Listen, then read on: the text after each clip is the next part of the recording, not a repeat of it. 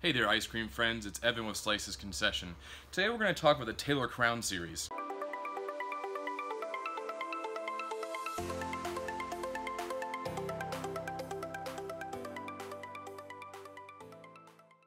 The Crown series covers many popular models, such as the Taylor C713, C712, the C723. Now, the Crown series has a Touchpad LCD system that has many different factors. So we have the auto button, which makes your ice cream. We have the wash button, which turns the augers to wash and drain, the standby or nighttime mode, and the select mode. Now, there are a lot of other special features inside the machine's touchpad, and we're going to go ahead and do that now. So we start here by hitting the ice cream cone, and now I'm going to put in the code to access all the different variables that you can access. So we put our code in by using the up and down buttons, and then we hit the select button every time we have the right number. And you can get this code from your Taylor authorized dealer. Great, so we're in. Let's take a look at this. So there is reset the draw counter. A draw counter is actually something you can actually track what your employees, how many ice cream cones they're taking. This can be very helpful if you're not always at the store. We can have a clock mode. We can have an auto start time. So this means that, say your shop opens at 11:30, you can actually say that at 11:15 the machine kicks on and starts working. That way right at 11:30 you know every day that there's product ready to go, as the normal freeze down time is about 15 minutes. Let's keep going. Alright, so we have mix level audible. Now this means that these lights here, mix low and mix out, can actually then ding and not just flash, making a noise. Sometimes we know that employees can get a little sidetracked and be forgetful. This is a great option to make sure to remind your employees that they need to add mix to the hoppers. Alright, so we also have a lockout history. Think of this like a history of the error codes. A very interesting way to go back and see what kind of errors have happened. If you get a Slice's machine, there won't be that many errors. Alright, system information. Don't really worry much about that. And here's the key one that we really like people to know how to use, which is current conditions. This right here pulls up the current conditions of both sides of the ice cream machine, the left and the right. So here we see that my hopper on the left side is at 30 degrees, and here we see the hopper on the right is at 33.5 degrees. This is what the temp probes are telling us.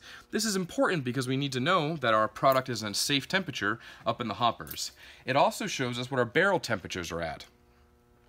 This is extremely helpful for diagnostics. Just with this information alone, about half the time a Slice's tech can help you get through a problem just by seeing this screen. And it's good for you to know as well.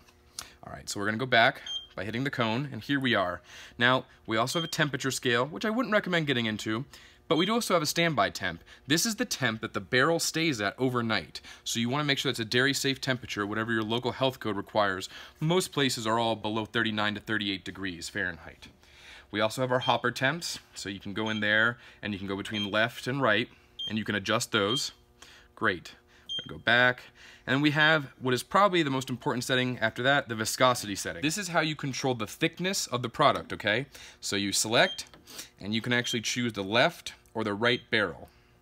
So this is at 3.6 amps. That's pretty average for a dry mix for a three-phase machine. Three-phase machines are going to have a lower amp draw or thickness quotient than a single-phase machine. So what an amp draw is as that auger is turning inside there's a mechanism that's saying how hard that motor is turning, and that's what decides for the machine to shut off and say, oh, I'm thick enough, I'm done now, my product is ready. So what's really important is never to overfreeze your barrel, because if you overfreeze your barrel, you can hurt the auger, you can hurt the gearbox, the motor, and this can become very costly. So it's really important that as you set your machine up, you want to slowly change the settings and turn them up little by little. We recommend no more than 2 amps at a time turning it up, and you want to go up little by little, because if it gets too hard, it's going to hurt the machine. Alright, so we're going to bring this back down to where it was, hit select, and now we're there. Now here we have compressor cycle time, compressor delay, and compressor off delay. We don't recommend you using any of those. And then we go in a mix pump. You shouldn't be getting into there either. And we go to reset to defaults. Probably also don't want to do that as well. So if we go back up, there we go. So you can select language, manual control. And yeah, so in a second here, we'll tell you more about manual control. So Manual control is really awesome because what you can do here is you can go in and go to the beater motor and you can actually start it. Now what's amazing about this is that say you're having an issue and we can't figure out if it's an electrical issue or some other kind of communication issue. By you going and forcing compressors and beater motors on with a tech who knows what they're doing on the phone, like us at Slice's Concession, we can actually help diagnose the problem and say, oh, there's a communication error here or there, or oh, maybe it's a capacitor.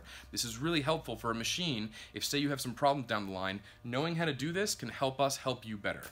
So that's some of the amazing options the Taylor Crown models have, and we hope you can have more information about those and see us at www.slicesconcession.com. Thank you, and we hope you have some sweet success in the frozen dessert business.